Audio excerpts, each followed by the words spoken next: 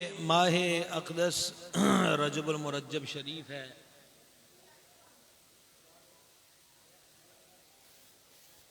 حدیث شریف میں ذکر ہوا کہ رجب اللہ تعالیٰ کا مہینہ ہے،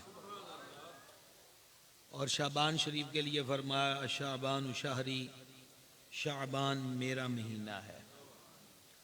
اور بعض جگہ منقول ہے کہ ماہ رمضان میری امت کا مہینہ ہے، یعنی یہ وہ مہینہ ہے جس میں امت کی بخشش و مغفرت فرمائی جائے۔ علامہ افضال صاحب آگے تشریف لائیں، آپ پیچھے کیوں بیٹھے، آگے تشریف لائیں۔ گرامی قدر حضرات، حضور غوث ثقلین کریم الطرفین میرا محی الدین والملہ رضی اللہ تعالیٰ عنہ وارضہ اور دیگر بزرگوں کے فرمودات میں ہے کہ رجب کا مہینہ بیج بونے کا مہینہ ہے، شعبان شریف پانی دینے کا مہینہ ہے، اور ماہ رمضان المبارک فصل کاٹنے کا، کھیتی پانے کا مہینہ ہے۔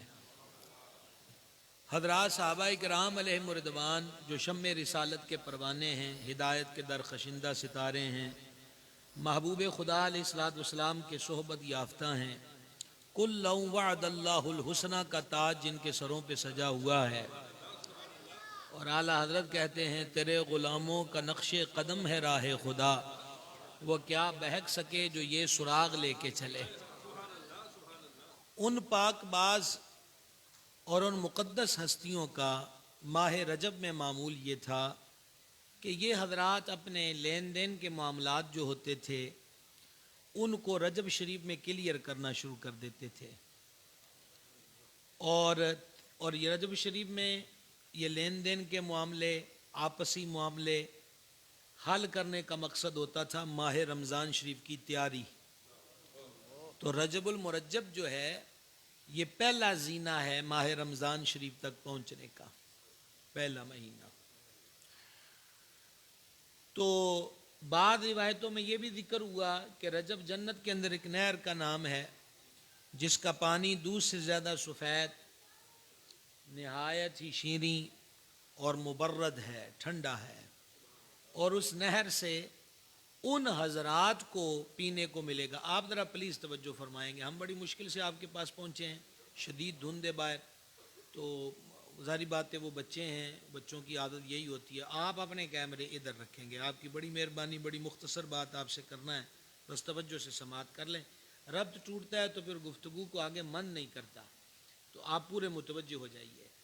عرض یہ کر رہا تھا کہ رجب شریف ایک جنت میں نہر کا نام ہے جس کا پانی بڑا ہی شینی، بڑا سفید اور کچھ ذائقہ ہے۔ روایتوں میں ہے کہ اس نہر سے پینے کو ان کو ملے گا جو رجب شریف میں روزے رکھتے ہیں۔ نفلی روزے جب بھی رکھے جائیں تو ایک مسئلہ ذہن نشین رکھا جائے کہ اگر ہمارے ذمے قضا روزے ہیں جو رمضان شریف کے چھوٹ گئے، مرض کی وجہ سے چھوٹ گئے، سستی کی وجہ سے چھوٹ گئے، جیسے بھی ہے، تو جب بھی نفلی روزے رکھیں تو ان میں نیت کر لیا کریں کہ میری زندگی کا جو پہلا رمضان شریف کا روزہ قضا ہوا میں وہ رکھ رہا ہوں، کیونکہ سر پہ جو قضا ہے اس کا ادا کرنا ضروری ہے۔ تو اس بات کو بھی ضرور ملحوظ رکھا کریں۔ جیسے شب معراج کا روزہ ہے، شب برات کا روزہ ہے، ایام بیض کے روزے ہیں، پیر شریف اور جمعرات کا روزہ رکھنا سنت ہے اور یہ مقبول عمل ہے۔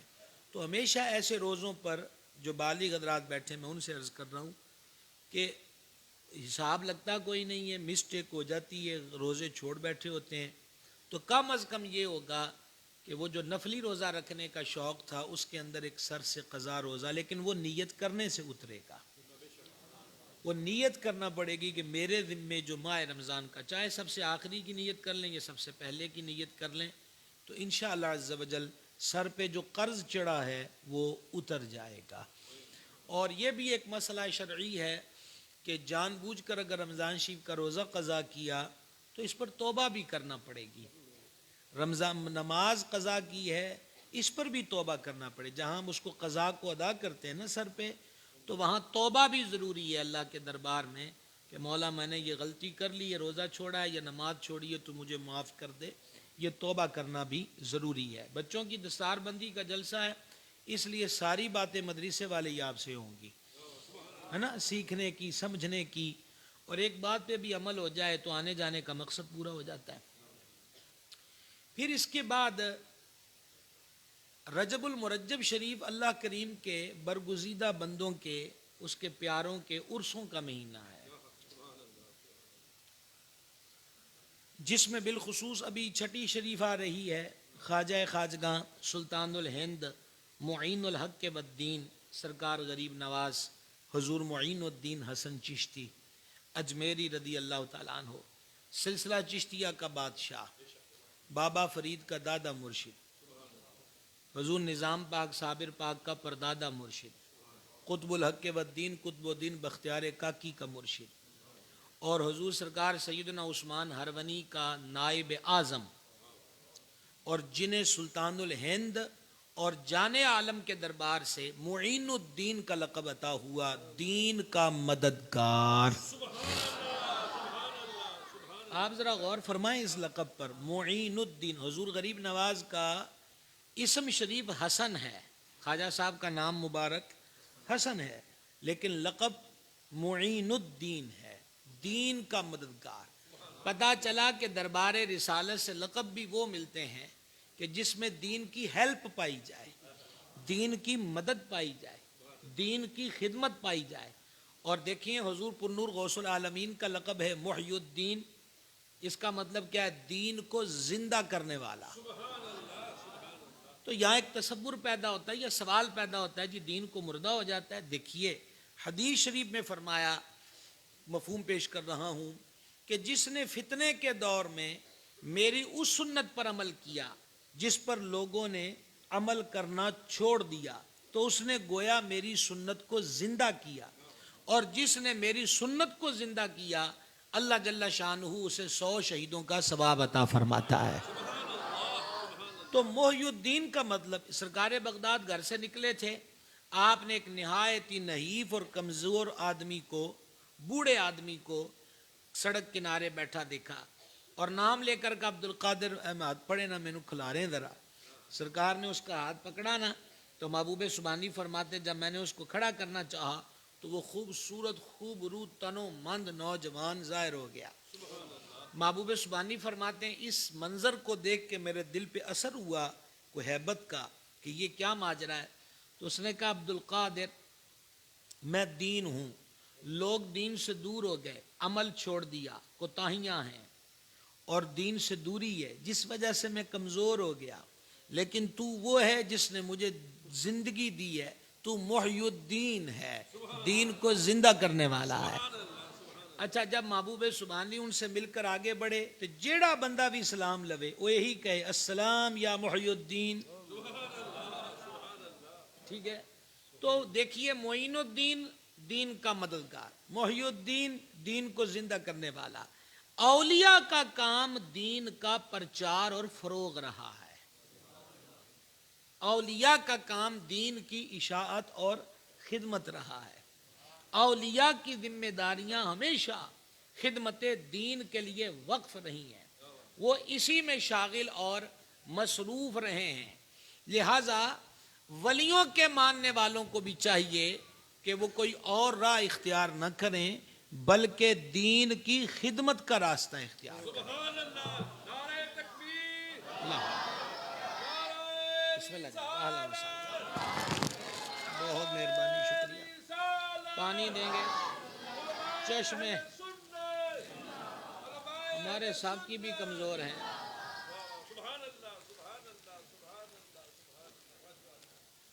چشم ساقی کی عنایات پہ پابندی ہے، ان دنوں وقت پہ حالات پہ پابندی ہے.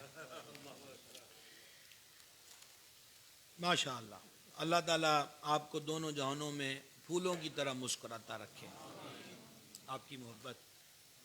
تو اولیاء کے ماننے والوں کو بھی کیا چاہیے کہ وہ دین کی مدد، دین کی خدمت، اس میں سرشار رہیں.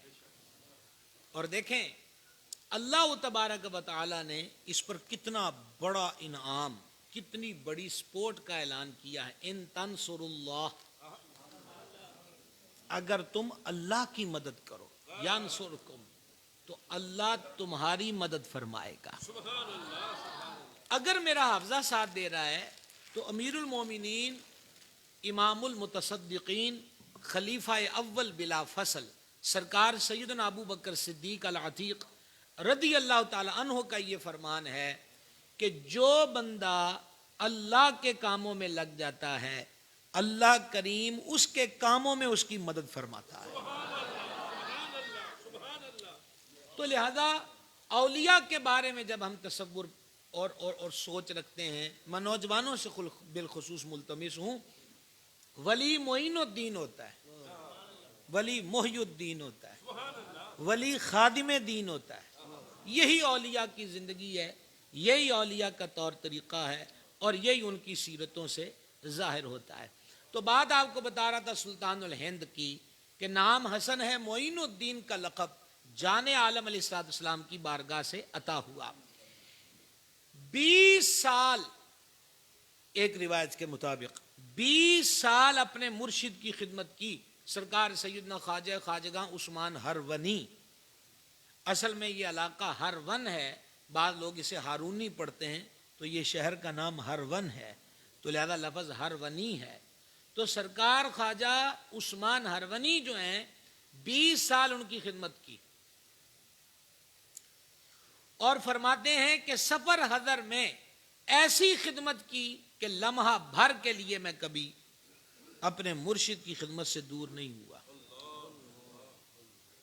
لمحہ بھر کے لیے۔ اور ان خدمات کے بعد حضور غریب نواز ارشاد فرماتے ہیں، ان خدمات کے بعد عطا کیا ہوا کہ مرشد باغ لے گئے بیت اللہ، اور میزاب رحمت کے نیچے کھڑے ہو کر سرکار عثمان ہرونی نے اللہ کے دربار میں عرض کی، مولا حسن میرا مرید ہے، میں اس پر خوش ہوں، آج اسے تیرے دربار میں پیش کرتا ہوں، تو اپنے کرم سے اسے قبول کر لے۔ یہاں ایک اور چیز آپ کی خدمت میں عرض کرنا چاہوں گا، ولیوں کی زندگی پڑھ لیجئے، اولیاء کرام نے ہمیشہ رب کی مخلوق کو رب کے دربار میں پیش کیا ہے۔ جس دور میں ہم ہیں، یہاں پیری کے نام پر بہت عجیب عجیب قسم کے کام ہو رہے ہیں۔ بعض تو اس حد کو پہنچ گئے کہ معاذ اللہ مریدوں سے سجدہ کروانے لگ گئے، اور الزام بریلویت پہ آ گیا، حالانکہ اعلی حضرت عظیم البرکت مجدد دین و ملت الشاہ امام محمد رضا قادری رحمۃ اللہ علیہ نے پوری کتاب اس پر لکھی، الزبدۃ الزکیہ کے نام سے، کہ اللہ کے سوا کسی کو سجدہ نہیں ہو سکتا، پوری کتاب لکھی اس پر۔ اب جو اللہ نے کھلی چھٹیاں دے دی، آؤ ہمیں سجدہ کرو۔ ابھی جنوبی پنجاب میں چند دن قبل سجادگان نے مل کر ایک مزار کا طواف کیا، اور طواف کرتے ہوئے لبیک اللہم لبیک پڑھ رہے تھے، 7 پھیرے لیے۔ الزام کس پر آئے گا؟ وہ کہیں گے بریلوی کر رہے ہیں، اور بریلویوں کا امام فتاوی رضویہ میں کیا لکھتا ہے کہ طواف شریعت نے صرف کعبے کا رکھا ہے۔ اس طرح کمزور نہ بولا کریں، کمزور نہ بولا کریں، یہ شیر اہل سنت کا علاقہ ہے، کم از کم دا لحاظ رکھیا کرو۔ تو میں تانوں کو گپ یا دوڑا نہیں سناندا پیا، ٹھیک ہے نا؟ امام اہل سنت نے فتاوی رضویہ میں واضح طور پہ لکھ دیا، آپ نے ایک سوال کے جواب میں طویل فتویٰ رقم کیا، اس کا خلاصہ یہ ہے، شریعت نے طواف کعبہ شریف کا رکھا ہے، یہی شریعت نے مقرر کیا، اس کے علاوہ کسی استہان کو، کسی مزار کا، کسی چلہ گاہ کا، کسی فرد کا طواف نہیں ہو سکتا۔ تو بات بتانا چاہتا تھا کہ شیخ کا کام کیا ہے، مرشد کا کام کیا ہے؟ سیدھے راستے پہ گامزن کرنا۔ مرشد، آسان لفظوں میں کہتا ہوں کہ مرشد اپنی گفتار سے، یعنی کلام سے، اپنے کردار سے، اپنی تربیت سے مرید کو، پنجابی کا لفظ بول رہا، نوا توا کے اللہ کے دربار میں پیش کر دیں. یہ کام ہے شیخ کا. یہ نہیں ہے کہ وہ مرغیوں کا ڈبہ رکھا ہوا ہو, ٹوکرا, تے مرید پڑی جاؤ تے مرغیاں منگو بچ تاڑی جاؤ کہ بس بھئی تسی سانو ہی مننا ہے, ساڑھے تو اگے کوئی نہیں. پھر جڑا مولا تک پہنچ جائے نا, وہ مولا تک پہنچان والے نو کدی بھولدا نہیں ہوندا, وہ ہمیشہ اس سے پیار کرتا ہے. وہ اسے, ہم اولیاء سے پیار کیوں کرتے ہیں؟ اہدنا الصراط المستقیم اس پر گواہ ہے, صراط الذین انعمت علیہم اس پر پختہ دلیل اور مہر تصدیق ثبت کرتا ہے. سرکار غریب نواز نے 20 سال خدمت کی, اپنے مرشد کا سامان سر پہ اٹھایا, اور اتنا ادب تھا پیر خانے کا حضرت غریب نواز کو. ایک مرتبہ واز فرماتے ہوئے, جس طرح میں نے ابھی کئی مرتبہ ادھر دیکھا ادھر دیکھا, تقریر کرتے بندہ دائیں بائیں دیکھتا ہے, سلطان الہند رحمۃ اللہ علیہ حضور غریب نواز ایک مرتبہ نظر ایک طرف رخ ہوا تو آپ کھڑے ہو گئے. یہ تقریر میں 3 مرتبہ ایسا ہوا. بعد میں کسی نے پوچھا حضور دوران واز یہ 3 مرتبہ آپ ایک طرف دیکھتے تھے تو کھڑے ہو جاتے تھے؟ فرما میرا جب سر ہلتا تھا نا تو وہ جو سمت تھی وہ میرے مرشد کا شہر ہرون ادھر ہے, تو جب میرا تصور ہوتا کہ ادھر ہرون ہے تو میں اس کے احترام میں کھڑا ہو جاتا تھا. یہ ادب ہمیں ملتا ہے بریلی شریف میں. اعلیٰ حضرت عظیم البرکت رحمۃ اللہ علیہ فرماتے ہیں, فقیر کو جب سے معلوم ہوا کہ بغداد شریف ادھر ہے, سمت بغداد کا علم ہوا, سیدی اعلیٰ حضرت فرماتے ہیں اس فقیر نے کبھی بغداد کی طرف پاؤں نہیں کیے. اور میں نے کئی بزرگوں سے سنا ہے کہ حضرت شیر اہل سنت رحمۃ اللہ علیہ جب محبوب سبحانی کا نام لیتے تھے تو انگوٹھے چومتے تھے. یہ محبت اور عقیدت ہے.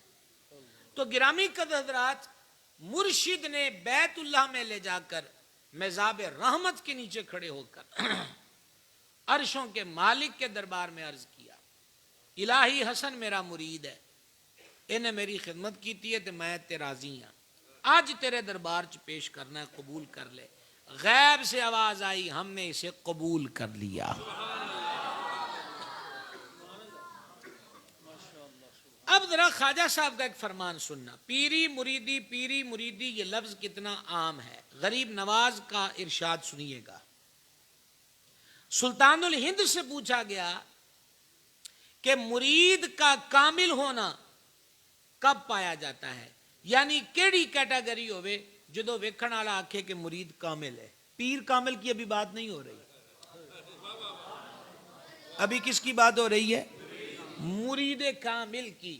تو سلطان الہند معین الحق کے بدین حضور خواجہ غریب نواز علیہ رحمت نے فرمایا مرید کامل ادو ہوندا ہے کہ کٹو کٹ 20 سال بائیں طرف والا فرشتہ گناہوں کے رجسٹر میں کچھ نہ لکھے.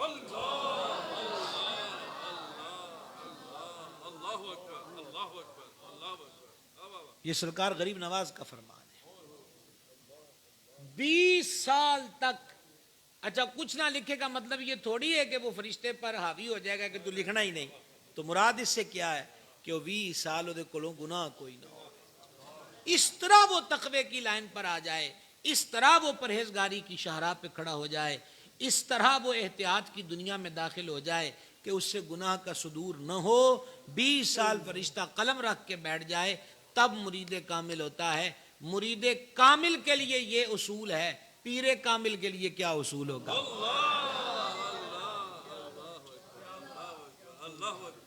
کیا ضابطے ہوں گے؟ سمجھ رہے ہیں آپ میری بات کو؟ پھر حضور غریب نواز کا ایک فرمان اور سنیے گا. میری تو عادت ہے میں کرامات کی بجائے تعلیمات اولیاء کو عام کرنے کا عادی ہوں, کرامتیں بہت ہو چکی.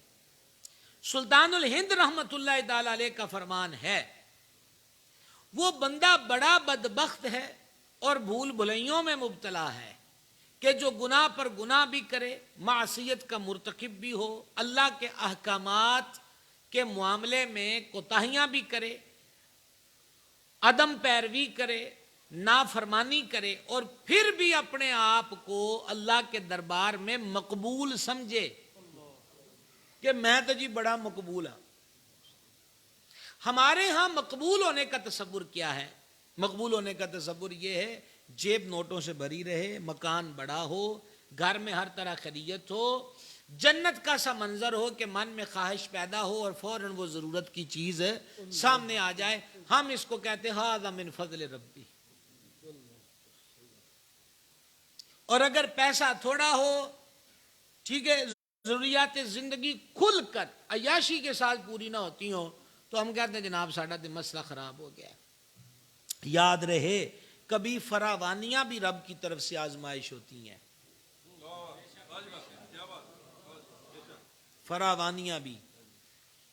مجھے میرا حافظہ اگر ساتھ دے رہا تو فقی ابو لیث نے اس کو تنبیہ الغافلین میں لکھا ہے، اگر اللہ کے نزدیک اس پوری دنیا کی وقت و حیثیت مچھر کے سر جتنی یا مچھر کی آنکھ جتنی یا مچھر کے پر جتنی بھی ہوتی تو اللہ کسی کافر کو پانی کا ایک گھونٹ نہ دیتا. یہ پوری دنیا جس کے پیچھے لگ کر ہم مولا کو بھولے ہوئے ہیں، یہ پوری دنیا اگر اس کی حیثیت و وقعت مچھر کے سر جتنی ہوتی تو اللہ کسی کافر کو پانی کا گھونٹ. کافر اگر دنیا میں موج سے رہ رہا ہے تو اس کی وجہ یہ ہے کہ رب کے نزدیک اس دنیا کی وقعت کوئی نہیں، حیثیت کوئی نہیں. مولانا روم علیہ رحمت نے لکھا ہے کہ فرعون کے سر میں رب نے درد نہیں ہونے دیا، قاعدے سے کبھی تکلیف نہ آوے، نازک مزاج ہے، میں نہیں چاہتا کہ اس پر کوئی تکلیف آئے اور اس کے لب پر تکلیف میں میرا نام آ جائے، میں اس کی زبان پر اپنا نام نہیں آنے دوں گا. اب ایک بندے کی جیب بھی نوٹوں سے بھری ہے، آسائش سے زندگی بھی گزار رہا ہے، لیکن نماز نہیں پڑھ رہا، تو وہ یہ کہے گا ھذا من فضل ربی. اس کو تو ڈرنا چاہیے کہ میں جھک بھی نہیں رہا، جھولی پھر بھی بھری ہوئی ہے، کتے میرا کھاتا دنیا چیتے نہیں مکا دیتا گیا. اور امام غزالی نے یہ باتیں اپنی احیاء العلوم کے اندر لکھی ہیں کہ بعض اللہ والے وہ تھے کہ ان کے سامنے روٹی آ جاتی تو وہ رونے لگ جاتے، روٹی سالن کٹھا. تو مرید پوچھتے حضور روئے کیوں ہیں؟ فرماتے ہیں کہیں ایسا نہ ہو کہ میرا حساب دنیا میں مجھے نعمتیں کھلا کر مجھے فارغ کر دیا جائے اور آخرت میں میرا کوئی حصہ نہ ہو، اس لیے رو رہے ہیں کہ آج روٹی کیوں لب گئی ہے. توجہ ہے آپ حضرات کی، توجہ ہے آپ حضرات کی. تو گرامی قدردان گزارش کرنا چاہتا تھا کہ سلطان الہند رحمۃ اللہ علیہ کی ذات پاک نے یہ فرمایا. اور آپ کا تیسرا فرمان میں آپ کے گوش گزار کر دوں. تیسرا فرمان حضور معین الحق کے والدین سرکار غریب نواز رحمۃ اللہ علیہ نے فرمایا، مفہوم آپ کے ارشاد کا پیش کر رہا ہوں کہ اللہ جل شانہ کا قرب ڈھونڈو، رب دے نیڑے ہون دی کوشش کرو، اس کی نزدیکی کا شرف پاؤ. مریدوں نے عرض کیا حضور رب دے نیڑے ہون دا طریقہ کی ہے؟ خواجہ صاحب نے فرمایا بھوکھیاں نو روٹی کھوانا، ننگیاں نو کپڑا پوانا، مریضاں دا دوا دارو کرنا تے مصیبت چ پھسیاں لوکاں دی مدد کرنا. دیکھا نا ایڈی بڑی کرامت تے نہیں سی نا جڑا تسی سبحان اللہ نہیں آکھیا. نہ کوئی چڑی مری، نہ گھوڑا مریا، نہ جیندا ہویا، تسی سبحان اللہ کیڑی گل تے کہنا کی آندے پے؟ کویا تو کچھ بھی نہیں نا، اوکھی گل دسی نا خواجہ صاحب نے. بھوکھیاں نو روٹی کھوانا، ننگیاں نو کپڑا پوانا، بیماروں کا علاج معالجہ کرنا، اس کی ہیلپ کرنا، اور چوتھا کہ کوئی مشکل میں مبتلا ہو تو اس کی مدد کرنا، اس کی دستگیری کرنا. فرما یہ وہ کام ہیں جو بندے کو مولا کے قریب کر دیتے ہیں. اور اس پر آپ حضور پر نور غوث ثقلین کریم الطرفین سرکار سیدنا شیخ عبد القادر جیلانی محبوب سبحانی رضی اللہ تعالیٰ عنہ کا فرمان بھی سنیں. سرکار بغداد فرماتے ہیں کہ میں نے ڈیپلی جائزہ لیا، غور و خوض کیا، تحقیق کی کہ کون سے کام ہیں جو بندے کو مولا کے قریب کر دیتے ہیں اور بہتا ہی نیڑے کرنے والا کام کون ہے. تو فرمایا میں نے جب غور کیا، یہ حضور غوث پاک فرما رہے ہیں تو مجھ پر یہ ظاہر ہوا بھوکھیاں نو روٹی کھوانا وہ کام ہے جو بندے کو رب تعالی کے نزدیک کر دیتا ہے. یہ ہے تعلیمات اولیاء. یہ کیا ہے جی؟ تعلیمات اولیاء. ان ولیوں کو ہم مانتے ہیں. یہ ہیں ہمارے پیر، یہ ہیں ہمارے سروں کے تاج، یہ ہیں ہمارے مقتدا اور پیشوا. اور بہجت الاسرار شریف پڑھیے، اس میں لکھا ہے کہ غوث پاک کے دربار سے کبھی کوئی سوالی کبھی خالی نہیں گیا. کئی مرتبہ ایسا ہوا کہ سوالی آیا، نقدی موجود نہیں تھی، غوث پاک نے اپنا جبہ اتار کے دے دیا، اپنی چادر اتار کے دے دی. کئی مرتبہ ایسا ہوا کہ قمیص کے اوپر جو پہنا ہوا عربی جبہ نما قمیص محبوب سبحانی نے وہ اتار کے دے دیا. خالی کبھی کسی کو نہیں لٹایا. بھوکوں کو کھانا کھلانا اور کسی مشکل میں مبتلا فرد کی ہیلپ کرنا. اس پر آپ ایک روایت سنیے. مسجد نبوی شریف علیہ صاحب الصلاۃ والسلام کی نورانی پر کیف گھڑیاں اور وہاں کا پر نور دربار گوہر بار ہے، اور ماہ رمضان شریف کی طلعت ہے، اور معتکفین اعتکاف پر بیٹھے ہیں. اور ان میں سے ایک معتکف ہے عظیم مفسر قرآن سرکار سیدنا عبداللہ ابن عباس رضی اللہ تعالی عنہما. سرکار علیہ السلام کے چاچا جی کے صاحبزادے ہیں. بندہ آیا ایک، اور اس نے آ کر اپنی پریشانی ذکر کی. پریشانی وہ کسی کا مقروض تھا، قرض خواہ، اس کو وقت گزر چکا تھا جو تاریخ طے تھی اور کئی مہلتیں دے چکا تھا. اب قرض خواہ کے صبر کا پارا بھی چڑھ چکا تھا، لبریز ہو گیا صبر کا پیمانہ. اب اس نے جناب اس کو وارننگ شارنگ زیادہ سخت دے دی. تو اس نے اپنی یہ پریشانی حضرت ابن عباس سے ڈسکس کی. سرکار سیدنا عبداللہ ابن عباس نے اس کا دکھ سن کر فرمایا کہ میں پھر تیری کو ہیلپ کروں. انہوں نے کہا جی میں تے اپنا مسئلہ انداز دیتا ہے، اگے تہاڈی مرضی. آپ اٹھے، اس کا ہاتھ پکڑا، مسجد نبوی سے باہر آ گئے. اس بندے نے کہا حضور والا آپ بھول تو نہیں گئے کہ آپ کا اعتکاف ہے؟ فرمایا نہ میں یہ بھولا ہوں کہ میرا اعتکاف ہے، اور نہ مجھے مسئلہ بھولا ہے کہ باہر نکلے اعتکاف ٹوٹ جاتا ہے. یہ کہہ کر حضرت ابن عباس نے رخ حضور کے روضہ اطہر کی طرف کیا. اس وقت یہ جالی مبارک تو نہیں تھی.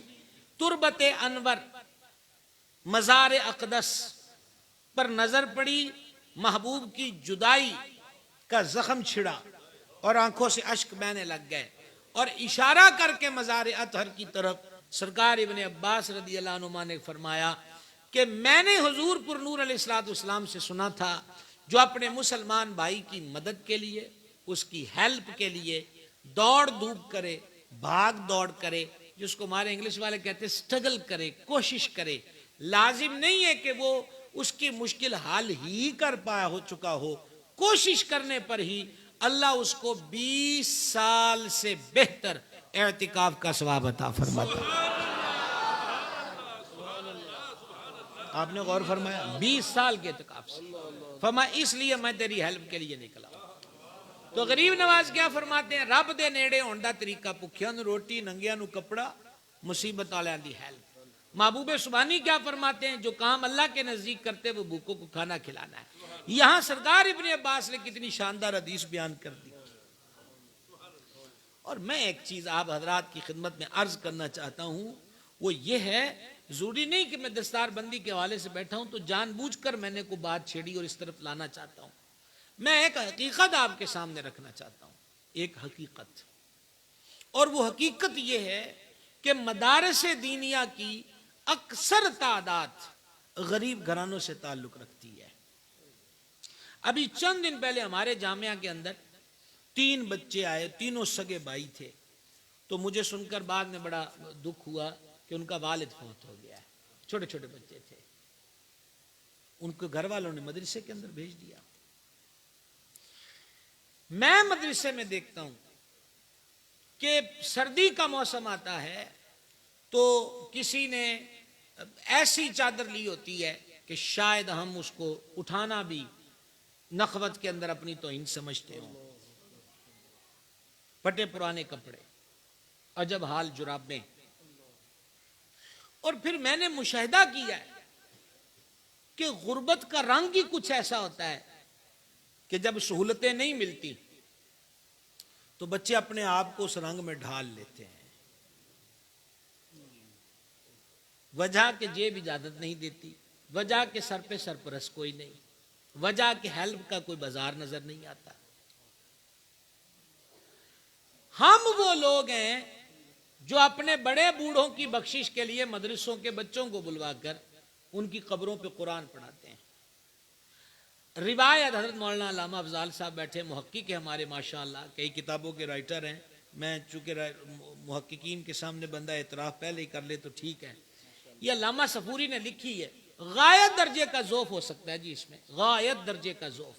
علامہ صفوری نے اس کو لکھا ہے روایت کو، دین کا طالب علم جب کسی گاؤں سے گزرتا ہے اللہ جل شانہ اس گاؤں کے قبرستان سے 40 دن کے لیے عذاب قبر اٹھا لیتا ہے. 40 دن علامہ صفوری نے اس کو لکھا ہے. تو گرامی قدر حضرات، ہم وہ لوگ، میں یہ ایک آپ کو تصور، ایک سوچ دینا چاہتا ہوں. مثلا سردیاں آ گئیں، ہمارے گھر میں 4 بچے ہیں، ہمارے چاروں کو ہم نے جرسیاں لے کے دینی ہیں. اگر 5 ہوتے تو 5ویں کو نہ لے کے دیتے؟ بولیے، دے دیتے. تو ایسی اسی طرح عید آ گئی یا گرمی سردی کے موسم کے کپڑے ہیں، بچوں نے مطالبہ کیا، 5 بچے ہیں، 5 کے سوٹ لے کر آئے. اگر 6 ہوتے تو لے کر آتے نا، ضروری تھا. اگر ہم اپنی شاپنگ کے وقت یہی بات ذہن میں بسا لیا کریں کہ کوئی یتیم بچہ یا یتیم بچی کسی سنی مدرسے میں زیر تعلیم ہے، وہ بھی میرا بیٹا ہے، ایک سوٹ میں نے اس کو لے کے دینا ہے، تے انجدہ ہی لے کے دینا ہے. کیوں جناب؟ وہ تھا ضروری. بچے کو، چھٹے بچے کو، 5ویں بچی کو نہ لے کر دیتے تو ہو ہی نہیں سکتا. باپ کا دل کبھی بھی نہیں چاہے گا کہ ایک بچے کو بیچ میں سے مائنس کر دے، ہو ہی نہیں سکتا. تو بھائی وہاں اپنی اولاد کی مجبوری تھی، یہاں رب کی رحمت کو پانے کے لیے مجبور ہو جائیں، رب کی رحمت پانے کے لیے. اور یہ لفظ کہنا میری اوقات ہی نہیں ہے کہ پھر دیکھیے کیا ہوتا ہے. میں کون ہوتا ہوں کہنے والا؟ توڑا تے رب دا معاملہ ہے. کیوں جناب؟ یعنی میں وہ دعوے کرنے والا نہیں ہوں، ساڈے بزرگاں سانو سکھایا نہیں. میری حیثیت کیا ہے؟ میں تو پہنچانے والا ہوں. میں کہتا ہوں کہ جے رب نال تساں تجارت شروع کر لئی، گھاٹا کوئی نہیں. سید العالمین علیہ الصلوۃ والتسلیم نے فرمایا، ایک بندے نے 1,00,000 روپیہ اللہ کی راہ میں دیا، ایک نے 1 روپیہ دیا. اللہ نو روپے والا بڑا چنگا لگا، لاکھ والے نالوں بھی. عرض کی حضور بڑا فرق ہے، ایک طرف لاکھ ایک طرف ایک. فرمایا جس نے 1,00,000 دیا اس کے پاس لاکھوں تھے، اور جس نے 1 دیا اس کے پاس صرف 2 تھے. انہیں 2 وچوں بھی 1 اللہ دی راہ دے دیتا. وہ بڑا بے نیاز ہے. اس کی بے نیازی سے ہم وقت ڈرتے اور کامتے رہنا چاہیے. اگر میرا حافظہ ساتھ دے رہا تو امام غزالی نے لکھا ہے رحمت اللہ تعالی علیہ، ایک اللہ کا نیک بندہ تھا کہ دھوپ کے اندر بادل کا ٹکڑا اس پہ سایہ کرتا تھا. صحرا کا سفر ہے، وہ سستانے کو بیٹھا، بادل کے ٹکڑے نے سایہ کرا. علاقے کا مشہور نکما، نکھٹو، گنہگار، فسق و فجور میں مشہور کوئی بندہ وہ بھی اسی راہ پر آیا. اس نے دیکھا یار یہ چھاں وچ بیٹھا ہے تو میں بھی نال بہ جاواں، کڑی ساں لے لواں. جب وہ بیٹھا نا تو اس نیک بندے کو یہ برا لگا کہ اے ساڈے برابر بہ گیا ہے.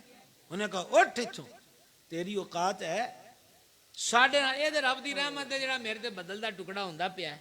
تو کون ہونا اچ بہن والا؟ ایویں نہ سانو تو خراب کر، اٹھ. اس کی آنکھ سے اشک ٹپکے، مالکا ایڈا بھیڑا ہو گیا میں کہ دنیا وچ بھی تیرے بدل دے ٹکڑے دی چھانچ نہیں بہ سکتا. لیکن اعتراف کر لیا کہ میرے نال جو ہوئی ہے میں ہے ہی انجدا. انہیں کہا جی بھلا ہوئے جی، میں معافی چاہنا ہے.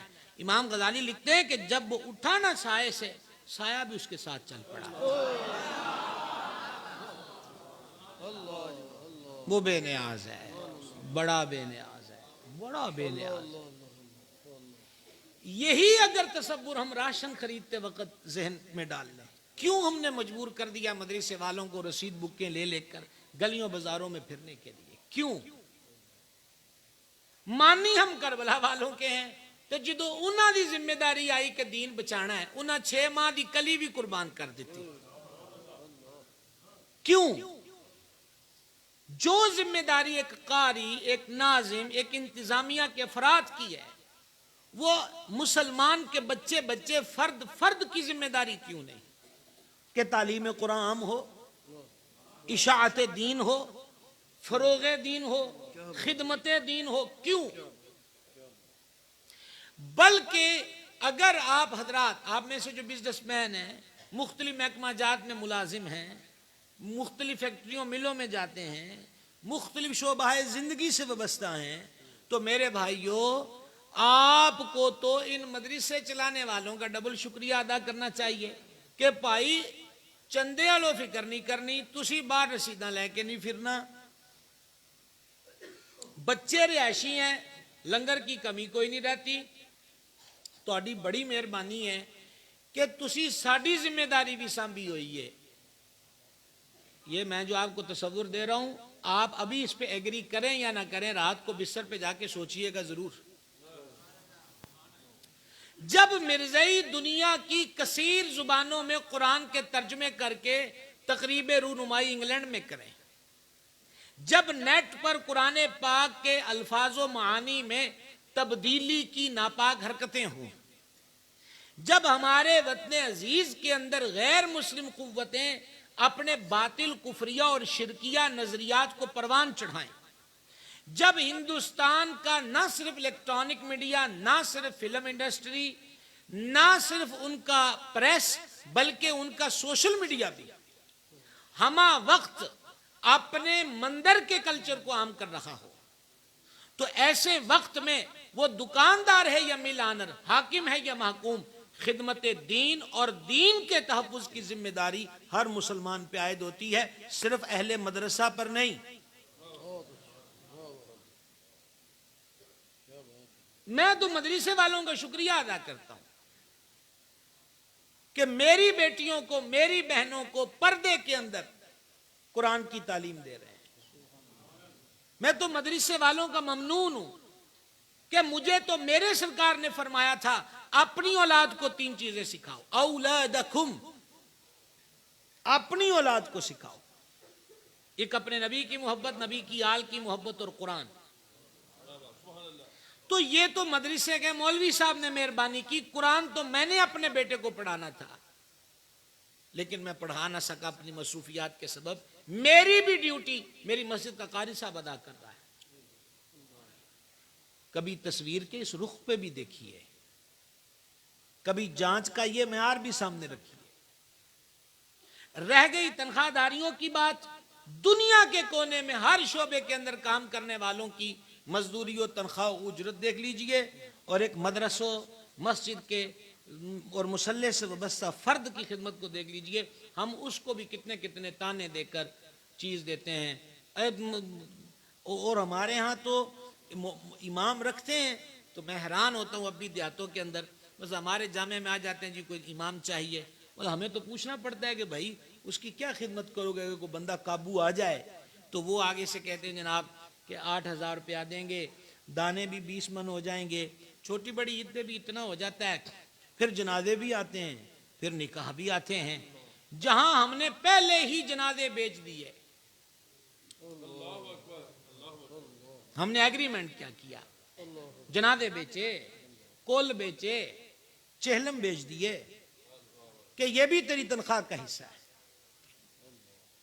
ہم کہاں پہنچے ہوئے ہیں، کہاں ہم نے ترقی کر لی۔ موضوع تھوڑا خشک شروع ہو گیا، جس طرح میں چل پڑا، اور میں کیا کروں، چل پڑے تو چل پڑے۔ ناطقہ سر بگریباں ہے، اسے کیا کہیے۔ تو یہ فسانہ غم جو ہے، جو میں آپ کے سامنے سنا رہا ہوں، اس پہ غور کیجئے۔ میں عرض کرنے لگا تھا راشن خریدنا ہے، ہمارے پلان کا حصہ ہے کہ مثلا ہم نے 10 کلو چینی، 8 کلو گھی، اتنی دالیں خریدنا ہے. کیوں؟ فیملی ممبران کو پیش نظر رکھتے ہوئے ہم اتنا ماہانہ راشن خریدیں گے. اب کل 10 افراد ہیں ماں باپ کو بھی ملا کر، تو ہم نے اپنی تنخواہ سے اتنا سامان لازم کریانے والے کا لینا ہے کہ جس سے اگلی تنخواہ آنے تک چولہے کا سامان فراہم رہے، چولہے کی آگ جلتی رہے. میں کہتا ہوں 8 افراد تھے تو 8 کا راشن ماہ کا مقرر کیا، 10 تھے تو 10 کا لائے، 12 ہو گئے تو یہ ہو ہی نہیں سکتا کہ وہ کہیں جناب کہ نہیں 2 پیڑے ود نہیں کرن دینے، کرنا پڑے گا. تو جیسے جیسے فیملی ممبران بڑھتے جائیں گے اتنی ہی تنخواہ میں ہم نے کریانے کا سامان بڑھا لیا. صرف ایک بچے کا خرچہ اگر بیچ میں ایڈ کر لیں جو مدرسے میں پڑھتا ہے، صرف ایک بچے کا، تو کم از کم مدرس کی پھٹی پر بیٹھنے والا خیراتیوں کی طرح دکانوں پر چندہ اکٹھا نہ کرے گا. قدر کیجئے، اس کی اہمیت کو جانیے. حضرت امام اعظم کی طرف یہ بات منسوب ہے، میں لفظ منسوب احتیاطاً کہہ گیا، منسوب ہے کہ حضرت امام اعظم علیہ رحمت کے بیٹے کو استاد نے سورہ فاتحہ پڑھائی. کہا جی توڑے بچے نے سورہ فاتحہ سکھا دیتی ہے. سورہ فاتحہ کو پتہ ہے نا جی، یہ جو نماز میں ہم پڑھتے ہیں الحمدللہ رب العالمین تا ولدالین. امام صاحب نے ڈھیر سارا انعام دیا کہ میرے بیٹے کو استاد صاحب نے سورہ فاتحہ سکھا دی. تو استاد صاحب نے وہ انعام وصول کرتے ہوئے کہا جی حضور اتنے چھوٹے سے کام پہ اتنا بڑا انعام. آپ جلال میں آگے اور اپنے بیٹے سے کہا آج کے بعد تم نے اس استاد سے نہیں پڑھنا. حضور کیا ہوا، ابھی انعام اور ابھی یہ جلال؟ فرما میں تو تمہیں قابل سمجھتا تھا اس لیے انعام دیا، اور تو نے سورہ فاتحہ سکھانے کو چھوٹا کام کہا.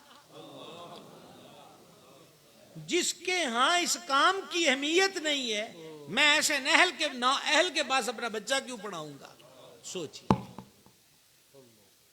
13 رجب، یہ رجب مولا مشکل کشا، شیر خدا، امیر المومنین، امام الواصلین، امام المتقین، حضور پر نور سرکار سیدنا علی المرتضی مشکل کشا کرم اللہ تعالی وجہ الکریم کا یوم ولادت شریف منایا جاتا 13 رجب کو. مولا کائنات کا فرمان بھی سنو. مولا کائنات فرماتے ہیں جس نے مجھے علم کی ایک بات سکھائی، ایک حرف بھی سکھایا، وہ میرا آقا ہے اور میں اس کا غلام، چاہے وہ مجھے فروخت کر دے چاہے وہ مجھے آزاد کر دے. لو جی اے توڑا حال مولا علی دا فرمان سن کے. یہ آپ کا قصور نہیں ہے، ہمارے مسندوں سے گئی بات یہی ہے کہ ادھروں بھی چوپڑی جی گل لے آؤ کھچ کے تاکہ تسی پھڑک کے سبحان اللہ آکھو. ادھروں بھی چوپڑی جی لے آؤ کہ انج ہو گیا، بندہ مارتا، بندہ اٹھ گیا، بندہ ناس گیا، انج ہو گیا. سبحان اللہ جناب سبحان اللہ. یہ مولا علی کے فرمان پہ غور کرو، مولا مرتضیٰ کا فرمان ہے. حضور کے فیض کے علاوہ مولا علی نو سکھان والا کون ہے جی؟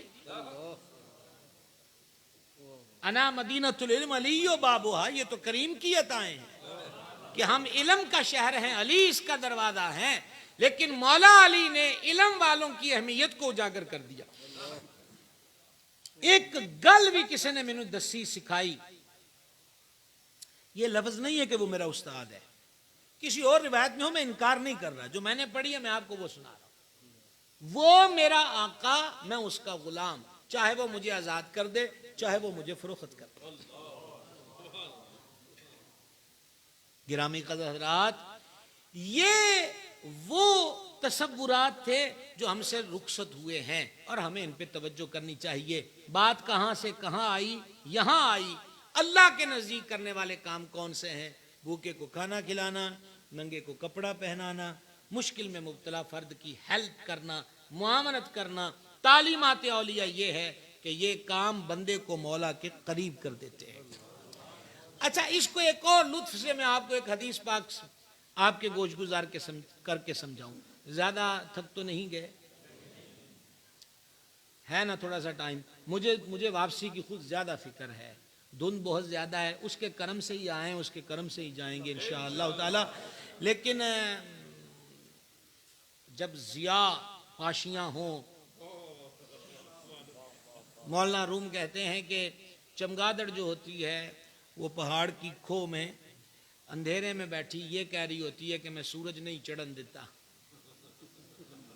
یہ مولانا روم ہے جی، وہ سمجھاتے ہیں. تو فرماتے ہیں کہ وہ عقل کوئی نہیں ہے، وہ آپ نے رچ پھر دی ہے. سورج چڑھیا ہے تو چڑھیا ہے، وہ دے نصیباں چ نیرا ہے. تو ہمارے پاس تو جی اہل سنت کی ضیاء موجود ہیں، تو للہ الحمد ان کے کرم سے پہنچے. ہمارا یہ عقیدہ ہمیں ہمارے دادا مرشد کی چوکھٹ سے ملا ہے. حضور سیدی محدث اعظم فرماتے تھے یہ سید عالم کا کرم ہے کہ ہمارے منہ سے اپنا ذکر کروا لیتے بس. اول آخر گل یہی ہے. تو گرامی قدرات میں کہتا تھا میں آپ کو یہ مزید جو ہیلپ کا تصور ہے آپ اس کو ایک حدیث سے سمجھیں.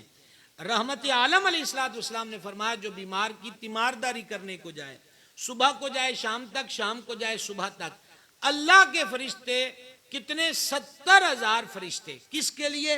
جو معاذ اللہ کی رضا کے لیے اپنے مسلمان بھائی کی تیمارداری کرنے کو جائے تو رب کے 70,000 فرشتے اس کی بخشش کے لیے دعا مانگتے ہیں.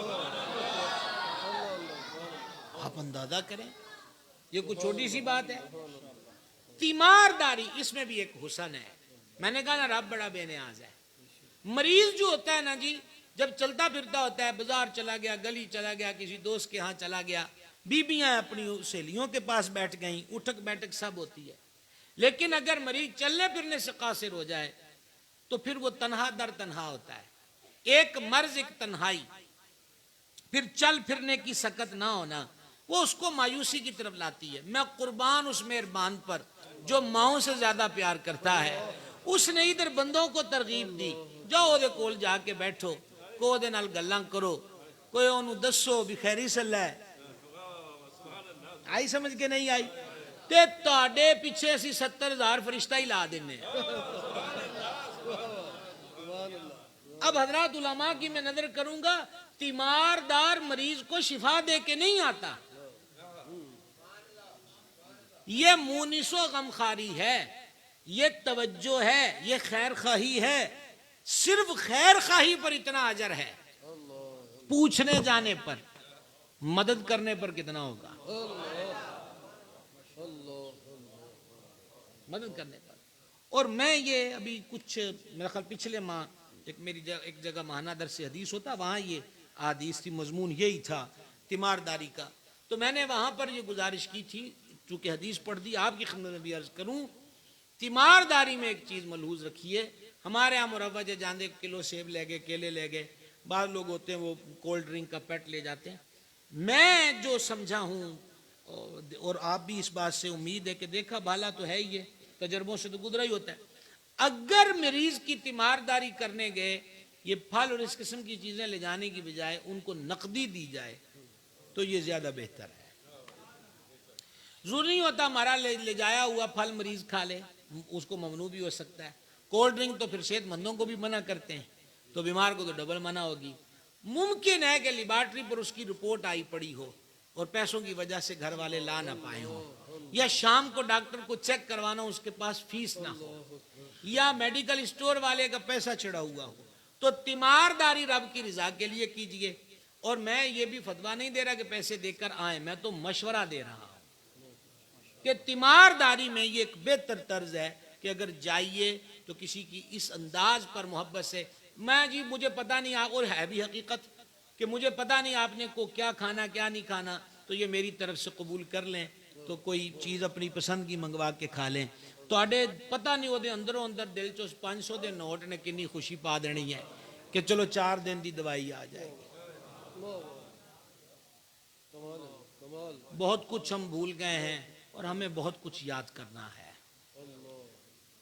اشد ضرورت ہے بہت کچھ یاد کرنے، بہت کچھ آگے بڑھنے. دنیا ترقی کر گئی، ہم تو وہی سوشل میڈیا، الیکٹرانک میڈیا پہ جل ملاتے تارے اور فلک کو چومتی ہوئی بلند و بالا عمارتیں دیکھ رہے ہیں. لیکن کاش کہ ہم ٹوٹے شکستہ گھروں کی غربت کو بھی دیکھیں کہ جہاں بھوک رقص کر رہی ہوتی ہے، جہاں بے بسی دامن پھیلائے ہوئے ڈیرا لگائے ہوئے ہوتی ہے، جہاں چولہوں کی آگ کو مدت بیت چکی ہوتی ہے. ہمیں ایسی جگہوں کا، ایسے مقامات کا خیال و لحاظ کرنا چاہیے. قربان جاؤں محبوب خدا کے مریدوں پر لگا نا لفظ عجیب. اعلیٰ حضرت عظیم البرکت نے شیخ محی الدین ابن عربی کا قول لکھا ہے، رب کی خدائی میں سید عالم جیسا پیر کوئی نہیں اور ابو بکر جیسا مرید کوئی نہیں. صلی اللہ علیہ وسلم ورضی اللہ تعالی عنہ وارضہ. تو میں عرض آپ کی خدمت میں کرنا چاہیے، صحابہ کرام حضور کے مرید ہیں. بابا فرید دا ایک مرید نظام الدین ہے، وہ کلا ہی کئیاں تے پاری ہے، تے جڑے حضور دے ڈائریکٹ مرید نے انہاں دی شان دا عالم کی ہوئے. تو میں آپ کو بتا رہا تھا کہ وہ سلسلہ عالیہ محمدیہ والے سنے جے کدی سلسلہ محمدیہ، اقبال کہتے ہیں تو مصطفی ہے، مصطفی ہے. تو حضرات صحابہ پاک کی تربیت سرکار نے کیسے فرمائی تھی کہ ایک صحابی پاک نے نا بطور تصدق صدقہ بکری کی سری دوسرے کے گھر میں بھیج دی کہ پکا کے کھا لیں گے. انہوں نے وصول کر لی اور خیال کیا کہ میرے ساتھ والا جو ہے نا اس کو زیادہ ضرورت ہے، وہاں بھیج دی. دوسرے سے تیسرے گھر اسی سوچ سے کہ انہوں بہتی لوڑ ہے، وہاں سے چوتھے سے پانچویں، 7 گھروں میں سری پھر کے پہلے گھر میں واپس آ گئی. یہ عالم ہو گیا. اعلیٰ حضرت کے خلیفہ ہوئے ہیں حضرت قطب مدینہ ضیاء الدین مدنی رحمۃ اللہ تعالی علیہ. حضرت قطب مدینہ جب مدینہ پاک حاضر ہوئے تھے، اب تو ان کا مزار شریف بھی ماشاءاللہ مدینہ پاک جنت البقیع شریف میں ہے. وہ اپنے دور کی بات لکھتے ہیں کہ اہل مدینہ کا میں نے ایک طریقہ دیکھا کہ یہاں پر ایک آدمی سے کپڑے والی دکان سے کوئی خریدنے آیا اور وہ مطالبہ بھی ڈھیر تھا، یعنی بہت لمبا آرڈر تھا، بڑا آرڈر تھا. تو دکاندار نے کہا بھائی جی آپ نے جتنا کپڑا مانگا ہے نا میرے پاس موجود ہے، لیکن میں آپ سے ایک درخواست کرنا چاہتا ہوں، میری صبح سے سیل بہت اچھی ہوئی ہے، میری صبح سے سیل بہت اچھی ہوئی ہے، تو میرا جو سامنے والا بھائی ہے نا دکاندار، اس کے آج گاہک کوئی نہیں چڑھا، تو اگر آپ یہی کپڑا ان سے لے لیں. ہائے ہائے اے زندگی تجھے ڈھونڈ کے لاؤں کہاں سے، یہ فکر و خیال کہاں سے ڈھونڈ کر لائیں کہ میرے پاس ہے لیکن میری صبح سے سیل اچھی ہو گئی ہے، روٹی پانی جوگے پیسے بن گئے، وہ دے آج گاہ کوئی نہیں گیا، اتھو لے لو. اب ہر 2 نمبر تویز والے کی دکان چمک رہی ہے، کس عنوان پر کہ میرے کام کو کسی نے باندھ دیا ہے. حدیث میں فرمایا جو رحم کرتا ہے اس پہ رحم کیا جاتا ہے، اور دوسری حدیث میں فرمایا تم زمین والوں پہ رحم کرو، عرشوں کا مالک تم پہ رحم فرمائے گا. جب زمین پر بسنے والوں کے دل میں ظلم کے ناگ پھن کھولے ہوئے، جب زمین پر بسنے والوں کے لیے ایک دوسرے کی مخالفت و عداوت عروج پر ہو، تو گرامی قدر حضرات عرشوں سے رحم کی بھیک کیسے مل سکتی ہے. فرمایا ایک دوجے تے رحم کرنا سیکھو. سوشل میڈیا کو دیکھیے کیا رحم ہو رہا ہے. یہ چودھری ہے، یہ طاقتور ہے، یہ لچا اچکا بدمعاش اور پاورفل ہے، جس کے چاہے ننگا کر کے اس کی پیٹھ پہ ڈنڈے برسا رہے ہیں، سر کو مونڈ رہے ہیں، داڑھی کو مونڈ رہے ہیں، بھووں کو مونڈ رہے ہیں، گلے میں رسی ڈال رہے ہیں، اس کی ناک کی نکیریں لگوا کر پھر اس کی ویڈیو لائیو چلا رہے ہیں. وارسا نہ کری مان وارساں دا، رب بے وارس کر مار دائی. کیوں نہیں ڈرتے؟ حدیث شریف میں فرمایا کل قیامت کا دن ایک چڑیا اللہ کے عرش کے نیچے پروں کو پھڑ پھڑائے گی اور چو چو کرے گی. اس شور سے چو چو کرے گی، اگر تم نے اس کی آواز دنیا میں اتنی سن لی ہوتی تو کانوں کے پردے پھٹ جاتے. مالک فرمائے گا شور کیوں ڈالتی ہے؟ وہ کہے گی مولا میں اپنے بچوں کے ساتھ اپنے گھونسلے میں بڑی خوشگوار زندگی گزار رہی تھی، یہ تیرا بندہ آیا، اس نے غلیل کے ساتھ، اور بیچ میں لفظ جدید دور کے ایڈ کر رہا ہوں مفہوم کے لیے، اس نے رائفل کا فائر کرا غلیل کے ساتھ، اس نے میرا قتل کر دیا، ایک ماں کو بچوں سے چھین لیا، میرا ہنستا بستا آشیانہ گرا دیا، تیرے دربار میں اس لیے فریاد کر رہی ہوں، صرف انہاں دے کولوں پوچھ کے دس دے کہ میں نے اس کا بگاڑا کیا تھا، میں نے اس کا کیا قصور کیا تھا۔ چڑیوں کے کیس بھی لگیں گے رب کے دربار میں، عہدے، پیسے اور بازو کی قوت پر جو کسی پہ آج ظلم کرتے ہیں، مت بھولیں کہ چڑیوں کے کیس بھی لگیں گے، اور یہ وہ دن ہوگا جس دن عدل، اور عدل کا سن کے پھر وہ کھڑی کا رومی بھی تڑپ جاتا ہے، اور رومی کشمیر کہتا عدل کریں تا تھر تھر کمبن، اچیاں شاناں والے، فضل کریں تا بخشے جاسن میں جے منہ کالے۔ رحم سیکھیے میرے بھائی، خواجہ صاحب کی بات سے ہم کہاں تک آئے، رحم کی بات آئی تو چلو پھر در خواجہ پہ چلے۔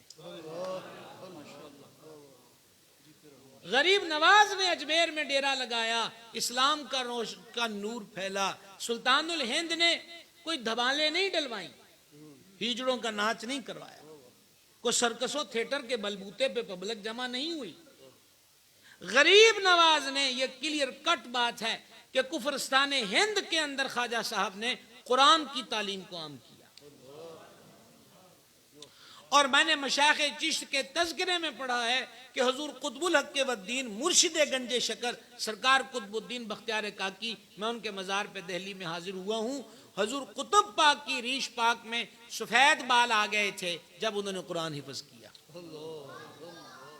سمجھ رہے ہیں آپ بات کو؟ عرض کرنا چاہتا ہوں، جب یہ ہوا کہ مشرک کلمہ پڑھنے لگتے، مورتیوں، بندروں، گائے، جانوروں، گوبر تک کو سجدہ کرنے والے خواجہ صاحب کی گفتار اور کردار سے در توحید پہ جھکنے لگ گئے، وحدہ لا شریک کی وحدانیت اور مصطفیٰ جان رحمت کی رسالت کا اقرار کرنے لگ گئے، تو کفر کو مسئلہ بن گیا۔ اب کفر والوں کو کیا پتا کہ یہ بن کر ہی معین الدین آیا ہے، ٹھیک ہے نا؟ اور پروڈکٹ کہاں کی ہے؟ میڈ ان مدینہ۔ معین الدین کہاں سے بن کر آیا؟ مدینہ شریف سے۔ تو کریں تو کیا کریں؟ ایسا بھی ہوا کہ خواجہ صاحب رحمۃ اللہ علیہ کے مریدوں کو تنگ کیا گیا، اور یہ کثیر واقعات آپ کرامتوں میں سن جاتے، اور مجھے کوئی کرامت بیان کرنے سے ضد نہیں ہے، لیکن میں نے اپنے لیے ٹھانی ہوئی ہے کہ میں نے صرف تعلیمات اولیاء بتانا ہے، یہی کرامت ہے ان کی۔ وہ انا ساگر جھیل کو ایک پیالے میں، ایک لوٹے میں ڈال دینا ہو، یا وہ اونٹ بٹھانے اور اٹھانے کا مسئلہ ہو، یا دیگر مواقع ہوں، اب جب غریب نواز کا نور پھیلتا گیا، لوگ کلمہ پڑھتے گئے، مسلمانوں کی تعداد بڑھتی گئی، تو پرتھوی چوہان اور اس کے جو رفقا تھے، جو راجہ تھا پورے ہند کا، اور اجمیر تو پھر اس کی سلطنت تھی اور راجدھانی تھی اجمیر، آج بھی ہندوستان کا کی بہت بڑی چھاونی جو ہے وہ اجمیر میں ہے، تو اجمیر شریف، اجمیر معلیٰ میں ڈیرے کے بعد جب خواجہ کے چوکھٹ سے اسلام پھیلا تو طرح طرح کے حربے اختیار کیے گئے کہ غریب نواز کو اس استحان سے اٹھایا جائے، ان کی اس تبلیغ کو روکا جائے۔ چنانچہ اس کے لیے ایک اور قدم بھی اٹھایا گیا، اور وہ تھا حضور غریب نواز کو شہید کرنے کا منصوبہ۔ کرائے کا قاتل ہائر کیا گیا، زہر لگا خنجر اس کے حوالے کیا گیا، انعام و اکرام کا اس کو لالچ دیا گیا، اور پلان یہ ترتیب پایا تھا کہ خواجہ صاحب کی خدمت میں روز درویش بیٹھتے ہیں، واعظ نصیحت سنتے ہیں، جب سارے چلے جائیں موقع پا لینا، جب ان کو تنہا دیکھو تو خنجر گھونپ دینا، اور ہمیں یوں حسن سے نجات مل جائے گی۔ وہ آ کر بیٹھ گیا، دھیرے دھیرے اپنے وقت پر خدام کو دعائے خیر لی اور رخصت ہوئے، وہ بیٹھا رہا۔ غریب نواز نے اس کی طرف مسکرا، میں نے آپ کو رحم کی بات کہی تھی تب یہ واقعہ سنا رہا ہوں، غریب نواز نے مسکرا کے کہا تو بھی ہوں اپنا کام کر لے، ہوں کوئی بھی نہیں آئے گا۔ کیا بات کر لے تو بھی اپنا کام۔ اس نے کہا جی میں نے کون سا حضور کام کرنا ہے؟ تو آپ نے مسکرا کے فرمایا کہ خنجر تیری بغل میں ہے کہ ہماری بغل میں ہے، بس یہ سننا تھا۔ کپ کپی لگی، خنجر گر پڑا، اس نے وہ خنجر اٹھا کے خواجہ کو پیش کیا اور کہا میں پاپی جو اتنی مہان ہستی کو پیسوں کے لالچ میں قتل کرنے آ گیا، میری اصلاح یہی ہے اس خنجر سے میرا کام تمام کر دیجئے۔ غریب نواز نے مسکرا کے دیکھا، مصطفیٰ کی اولاد ہے نا، تیری نسل پاک میں ہے بچہ بچہ نور کا، تو ہے عین نور تیرا سب گھرانہ نور کا۔ آل رسول ہے غریب نواز۔ تو مسکرا کے فرمایا سزا تو تیری یہی بنتی ہے، پر جس نسل کریمانہ سے ہمارا تعلق ہے ہمارے ہاں دستور کچھ اور ہے۔ بس ہاتھ سے پکڑا، سینے سے لگایا، کلمہ بھی پڑھا دیا، دل بھی روشن کر دیا، راہ بھی سہل کر دی۔ تو عرض یہ ہے رحم کرنا سیکھیے،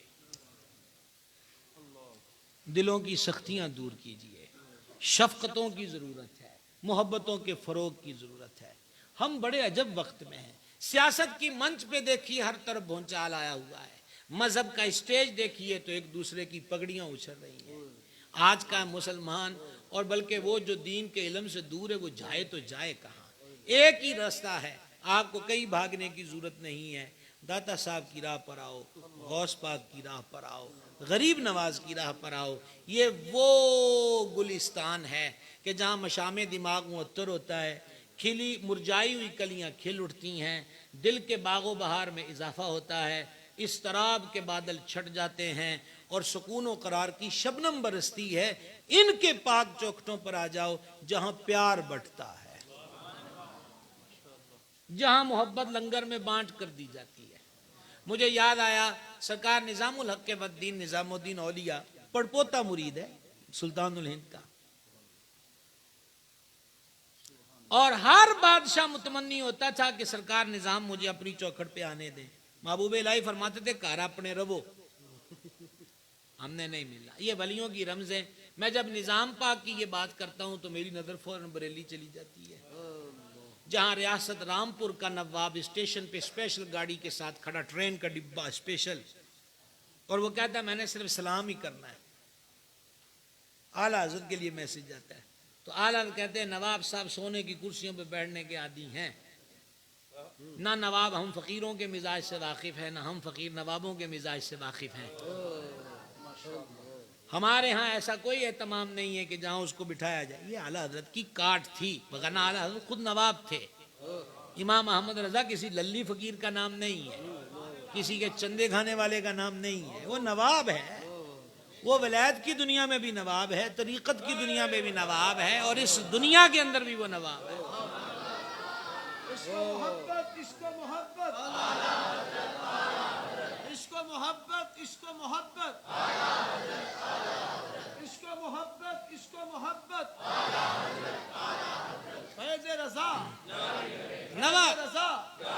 نواب صاحب سے کہیے، نواب صاحب سے کہیے فقیر ویسے ہی ان کے لیے دعا گو ہے۔ یہی بات صدیوں پہلے اسی سرزمین ہند پر نظام پاک کہتے تھے،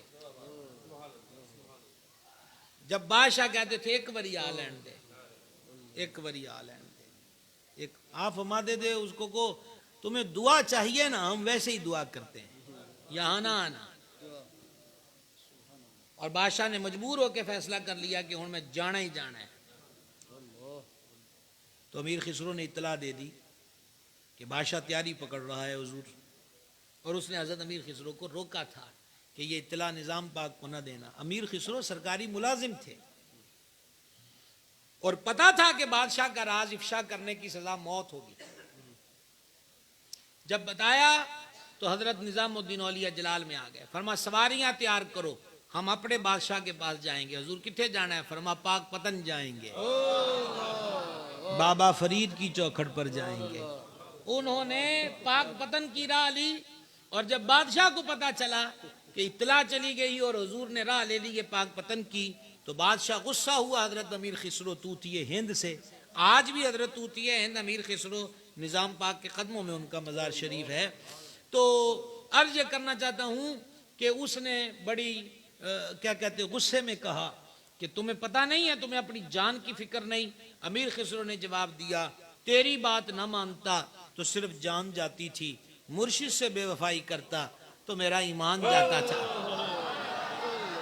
جان لینی ہے تیرے لیے کیڑا اوکھا کام ہے, مار تلوار تے لا دے سر, پر نظام کے آگے خسرو بک گیا ہے, ایمان برباد نہیں کیا جا سکتا. اتنی بڑی ہستی کہ بادشاہ جتھے ترلے کر دے سن, اب تو بابے بادشاہوں کے ترلے کرتے. میں نے آپ کو یہ بطور مذاق نہیں کہا, بطور دکھ کہہ رہا ہوں.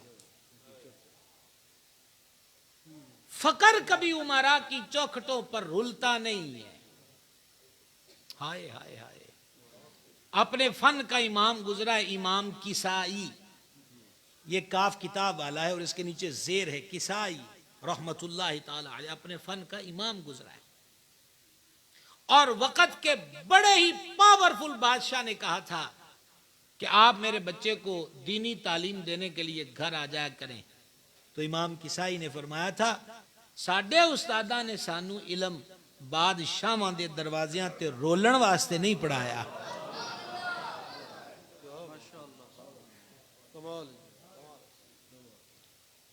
یارو پیر بادشاہ سے مل کر چاہ چڑھ جائے اور بادشاہ سے مل کر وہ کہے آج کے دور کا لفظ بول لوں کہ ایک فوٹو بھی کھینچ لو تاکہ مریداں نو پتہ لگے کہ ساڈی بادشاہ دے نال بھی یاری ہے, تو انہیں اپنا مقام نہیں سمجھیا. تسی بھی کوئی سمجھے ہو کہ کوئی نہیں سمجھے. میں اپنی تقریر اختتام پر لے آیا. یہ تو موضوع ایسا چھڑ گیا ہے کہ یہاں تو رات گزر جائے گی, اور میرا ارادہ تھا میں آپ کو پورے رجب کی سیر کراتا, مشکل ہو گیا. عرض کرنا چاہتا ہوں کہ یہ کون سا کمال ہوا کہ پیر ناز کرتا پھرے کہ ہم بھی بادشاہ سے ملے ہیں. پیر تو نظام جیسا ہونا چاہیے کہ بادشاہ بھکاری بن کے کھڑا ہو, ایک وری بوئے تے آ لین دے. کوئی سمجھ آئی کہ نہیں؟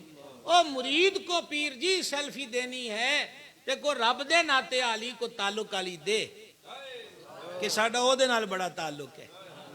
بادشاہاں دا کادا روڑا ہوندا ہے, آج بادشاہی ہے کل نہیں ہے. ٹھیک ہے جی. تو سرکار نظام پاک کی بات یہ بتا رہا تھا, خواجہ صاحب کی درگاہ کی بات تو سن لی, نظام پاک کی بھی سن لو. محبوب الہی رحمت اللہ علیہ کی درگاہ پہ بندہ آیا اور اس نے بدتمیزی کی, مریدوں نے چڑھا لی آستینیں, ایسی کی تیسی اس کی. حضرت نظام پاک نے منع کرا, کوئی نہ اس کو کچھ کہے, بیٹھو جاؤ ان کے لیے لنگر لے کے آؤ. لنگر کھلایا, اور لنگر کھلا کر ایسا ہوتا ہے نا فتوحات, ایک لفظ آپ اگر پڑھتے ہو کتابیں تو بزرگوں کے باب بولے فتوحات آتی, اس سے مراد ہوتا ہے جو نذرانے لے کر آتے تھے, کوئی کپڑا لے آیا, کوئی شرینی لے آیا, کوئی نقدی لے آیا, کوئی کچھ لے آیا, تو وہ ڈھیر لگے ہوتے تھے. تو نظام پاک نے جاتے جاتے اس کو ڈھیر ساری فتوحات میں سے بھی عطا کر دیا.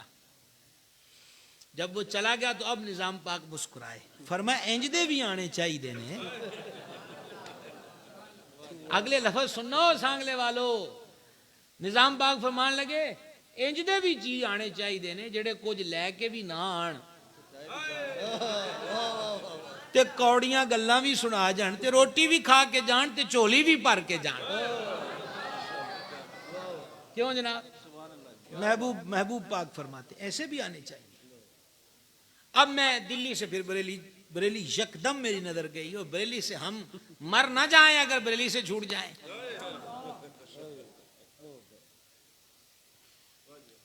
بریلی مرکز عشق و وفا ہے.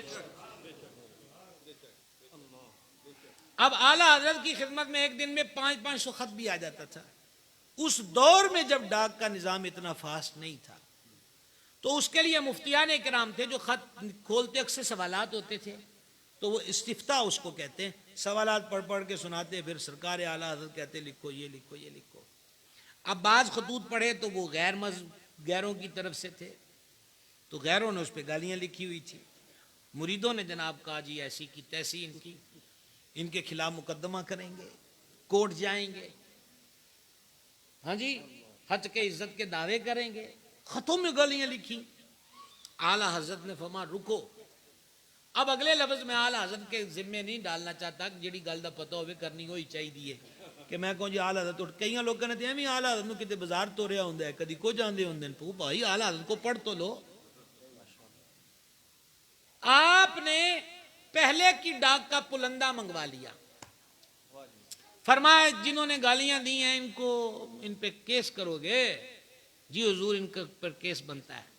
کیوں؟ حضور انہوں نے آپ کی بے ادبی کی ہے. توجہ پلیز رکھنا، وہ شور میرے کانوں میں ہے لیکن میری ڈیوٹی ہے، ذرا توجہ کرنا. اعلیٰ حضرت نے کہا کیس کرو گے؟ کیوں؟ آپ کی بے ادبی کی ہے. تو فرمایا جو بے ادبی کرے، گستاخی کرے، اس کو سزا دینی چاہیے. جی ہاں. تو جو اچھا کہے اس کو جزا بھی دینی چاہیے. جی ہاں. تو فرمایا یہ اتنے خطوں میں کسی نے میری یہ تعریف کی ہے، کسی نے یہ کی ہے، یہ پہلے ان کو انعام دو. یہ میرا ایک تحریری مضمون ہے حضرت. امام محمد رضا ایک عظیم صوفی،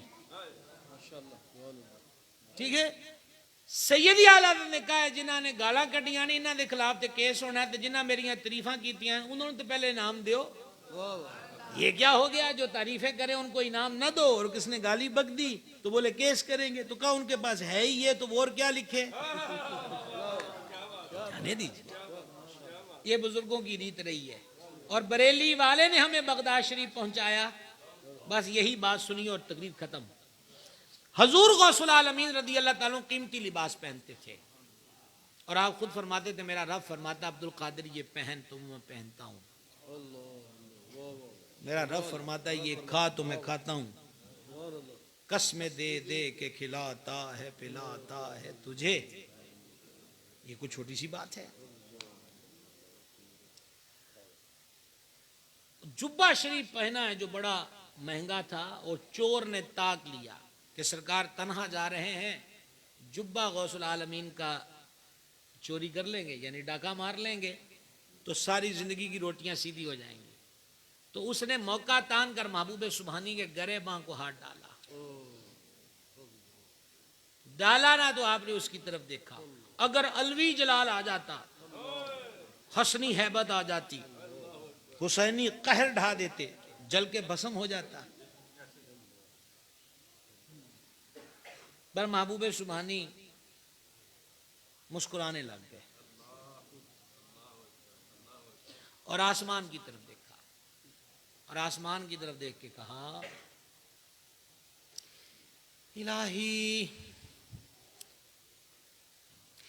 اس نے عبد القادر کا دامن پکڑا ہے. ہائے ہائے میں فدا نثار، خدا کے فضل سے ہم پر ہے سایہ غوث اعظم، ہمیں دونوں جہاں میں ہے سہارا غوث. فرشتے قبر میں پوچھیں گے تو ان سے یہ کہہ دوں گا طریقہ قادری ہے نام لیوا غوث اعظم کا. ندا دے گا منادی حشر میں یوں قادریوں کو کدھر ہیں قادری، کر لے نظارہ غوث اعظم. جناب غوث دولہا اور باراتی اولیاء ہوں گے، مزہ دکھلائے گا محشر میں صحرا غوث اعظم کا. فرشتوں روکتے کیوں ہو مجھے جنت میں جانے سے، یہ دیکھو ہاتھ میں دامن ہے کس کا غوث اعظم. الہی اس نے عبد القادر کا دامن پکڑا ہے تے ہن انجی رہ جائے. ہاں جب تک ہاتھ ڈالا حضور والا تب تک چور تھا، اور جب دامن تھام چکا تو اب تائب ہو چکا تھا. تو آپ نے دیکھا اب مطلب للہ الحمد، للہ الحمد. یہ بزرگوں کی برکت ہے، میں نے بزرگوں کو پڑھا ہے، شرف ملا ہے ان کے تذکرے پڑھنے کا. تو یہ ساری چیزیں دیکھ کے عرض کرتا ہوں میاں ان کے پیار کا حصہ لو، ایک دوسرے پہ شفقتیں کرنے والے بن جائیں. آج سالانہ ختم شریف ہے ہمارے حضرت مولانا قاری محمد حبیب رضا صاحب رحمۃ اللہ تعالی علیہ. اللہ آج کتنا ہے؟ چوتھا ہے، 4 یاروں کی نسبت سے. اللہ تعالیٰ ان کی مرقد شریف پہ رحمتوں کا نزول فرمائے. سانگلہ حل میں کتنے لوگ گئے، بلکہ دنیا سے کتنے لوگ گئے، لیکن سال بعد جس بندے کے لیے مسجد میں بیٹھ کر فاتحہ ہو رہی ہو، پتہ چلا کہ کمائی تو کی ہے.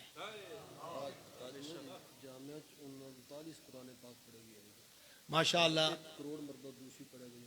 حضرت قبلہ فرما رہے ہیں کہ 1 کروڑ بار ان کے اصالہ ثواب کے لیے درود شریف اور 39 ختم قرآن ہوئے ہیں. ان کے، اور باقی پھر وہ جو چراغ جلا کے گئے ہیں اور چراغ سے چراغ جل رہا ہے وہ انوار الگ ہے۔ ماشاءاللہ 17 بیٹیاں ہیں ہماری جو اس علاقے سے جنہوں نے مکمل کیا، 5 نے حفظ کیا ہے، 17 ماشاء اللہ تعالی، اللہ تعالیٰ ان کو بھی برکت دے۔ آج کتنے بچوں کی ہے؟ 5 بچے ہیں، آج ان کی دستار بندی ہے، تو ماشاء اللہ یعنی کہ ہمارا یہ کارخانہ ٹھیک چل رہا ہے، ہاں یعنی مارکیٹ میں سامان آ رہا ہے، اور ہمارے دادا مرشد فرماتے تھے سرکار محدث اعظم کہ اس فقیر کے کارخانے سے مولوی اور عالم تیار ہوتے ہیں، تو یہ کارخانے چلاتے رہیے، ہے نا، ان کی چلمنیوں سے محبت کا دھواں نکلتا رہے اور تعلیم و تعلم کا سلسلہ جاری رہے۔ اور میں حضرت قبلہ ضیاء صاحب کا، باقی احباب کا جو 30 کو تشریف لائے تھے یا مجھے وہم ہے؟ کون آئے تھے سانگلے سے؟ نہیں آپ نہیں آئے، 9 والی پہ آئے تھے یا کہیں دن کے وقت آئے تھے؟ دن کے وقت، اس لیے میں پھر اپنے شکریہ کے الفاظ واپس لیتا ہوں اور احتجاج کرتا ہوں، احتجاج کرتا ہوں اور ساتھ وارننگ بھی جاری کرتا ہوں۔ وہ مجھے یاد آ گیا کہ وہ حضرت مولانا نقشبندی صاحب آئے تھے سلار والا سے، وہ مولانا فیاض، تو چلیے ابھی ہو جاتا ہے جناب۔ اطلاعیں تو تھیں، پوسٹیں بھی تھیں سب۔ 27 فروری کو یہ ہماری 6ٹھی نشست ہے تربیتی ہے۔ پہلی 3 نشستیں ہوئیں جس میں ہم نے نماز کا عملی طریقہ صفوں میں کھڑے کر کے، اچھا پھر ہم نے 4تھی نشست رکھی، ان 3 کے بعد تعداد اور بڑھ گئی، وہ تھا غسل و وضو، کپڑوں کو پاک کرنے کے مسائل۔ پھر اس کے بعد 5ویں نشست آئی، تو 5ویں نشست میں تو جناب تعداد ہماری قریباً 1,500 کو پہنچ گئی الحمدللہ۔ یہ 30 جنوری کو ہوئی، تو اس میں ہمارا موضوع تھا میت کو غسل دینے کا طریقہ، کفن کے مسائل، جنازہ لے کے چلنا، جنازہ پڑھنا، تدفین۔ اب یہ جو 27 فروری کو ہو رہی ہے انشاءاللہ، اس میں ہمارا موضوع ہے میت کے ذمے اگر قضا نمازیں ہوں اور قضا روزے ہوں، ان کو اتارا کیسے جا سکتا ہے، اور نمبر 2 زندہ لوگوں کے ذمے جو قضا نمازیں ہیں، اور باقی وہ ایک روحانی نشست ہوتی ہے 27 فروری کو ہوگی، تو سانگلہ والے اپنا قافلہ لے آئیں تو ہم بھی آتے رہیں گے، وگرنہ والسلام علیکم۔ 9 عشاء کی نماز وہاں پڑھیں گے۔ ساری دنیا میں بڑے جلسے ہیں، ہماری بھی آئندہ سے پہلے ہی معذرت ہے، ساری دنیا میں جلسے ہیں جی، وہاں سیدوں کے غلام ہوں گے، وما علینا الا البلاغ۔ جناب پانی دیں گے، مجھے نکلنا ہے، آپ کام کریں گے۔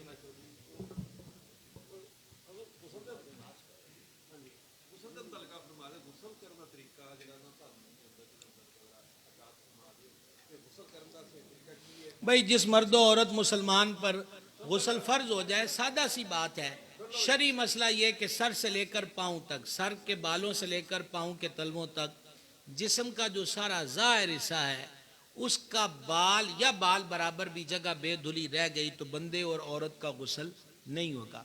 یہ جو کانوں کے پیچھے کا حصہ ہے، ناک کے ارد گرد کا حصہ، آنکھوں کے ارد گرد کا حصہ، زیر بغل، ایسے شاور کے نیچے کھڑے ہو کے نہا رہے ہیں تو گلے کا یہ حصہ، اسی طریقہ کے ساتھ ناف، بیلی بٹن جو ہے اس کا اندرون اور بیرون حصہ، پیٹ بڑا ہو تو سلوٹیں پڑی ہوتی ہیں، وٹ، اس کو اٹھایا جائے، پیٹ اور ران کے ملنے کی جگہ، گھٹنوں کے نیچے والا حصہ، پاؤں کے اور ہاتھوں کی انگلیوں کے بیچ، انگوٹھی گھڑی ایسی ٹف پہنی ہے کہ نیچے پانی نہ بہتا ہو تو اس کو ہلا کر پانی بہایا جائے، تو پورے ظاہر وجود پہ، ناک کے اندر صرف یہ نہیں کہ ایسے تبرکن پانی لگایا اور فارغ ہو گئے، وضو میں تو یہ تبرکن چل جائے گا لیکن غسل میں نہیں چلے گا۔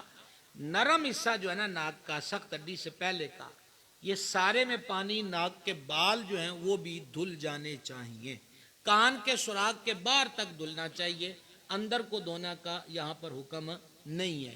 ان امور پہ ضرور غور کیا جائے۔ بعض مردوں نے یا عورتوں نے نیل پالش لگائی ہے، اس کی طے ہوگی تو نیچے پانی نہیں بہے گا، اس کو اتارا جائے۔ اسی طریقہ کے ساتھ جیسے لاکٹ چین کسی نے پہنا ہو، بے دھیانی ہوگی اتنا حصہ چین نے گھیرے میں لیا ہے پانی نیچے نہیں بہا تو یہ تو بال سے بھی زیادہ کا حصہ ہے، بے دھلا رہ جائے گا، اس سے بھی غسل نہیں ہوگا۔ لہٰذا ظاہر پورا وجود جو ہے، مسنون عمل کیا ہے، نجاست کو صاف کیا جائے، اس کے بعد ہاتھوں کو پونچھوں دھو لیا جائے، 3 بار کلی غرارے سمیت اگر روزہ نہ ہو، پھر ناک میں پانی چڑھایا جائے، بائیں ہاتھ کی چنگلیاں سے کوئی رطوبت رینٹھ لگی اس کو چھڑایا جائے تاکہ ناک کے بال بھی دھل جائیں، چہرے کو دھو لیا جائے جس طرح وضو میں دھوتے ہیں۔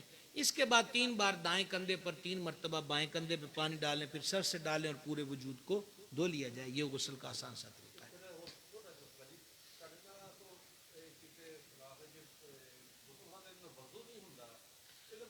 دیکھیں غسل میں 3 فرض ہیں، وضو میں 4 فرض ہیں۔ غسل کے فرض کیا؟ ناک میں پانی چڑھانا، کلی کرنا، سارے ظاہر وجود کو دھونا۔ وضو کے فرض کیا ہیں؟ دونوں ہاتھوں کا کونیوں سمیت دینا، چہرے کا دھونا، سر کا مسح کرنا، دونوں پیروں کا ٹخنوں سمیت دھونا۔ تو جب غسل میں پانی ڈالا نا تو 4 فرض ادا ہو گئے، ٹھیک ہے؟ جس کا غسل ہو گیا اس کا وضو بھی ہو گیا۔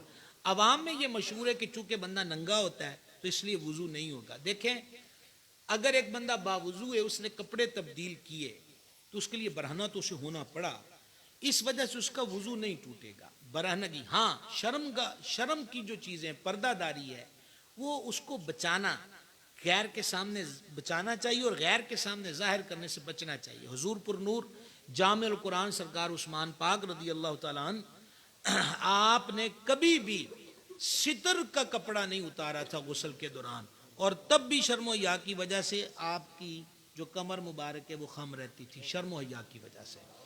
تو اس لیے البتہ یہ ضرور ہے کہ ہم غسل کے آخری مرحلے میں تھے، آخری مرحلے میں، اور کوئی ایسا عمل پایا گیا جو وضو توڑ دیتا ہے، ری کا خارج ہونا، پیشاب کا قطرہ، کہیں سے خون بہہ گیا، تو اب اس کو وضو کرنا پڑے گا۔ وگرنہ اگر اینڈ غسل جب شروع کرا تھا اینڈ تکر مفسد وضو کو چیز نہیں پائی گئی تو اس کا وضو ہو گیا، غسل بھی ہو گیا، وضو بھی ہو گیا۔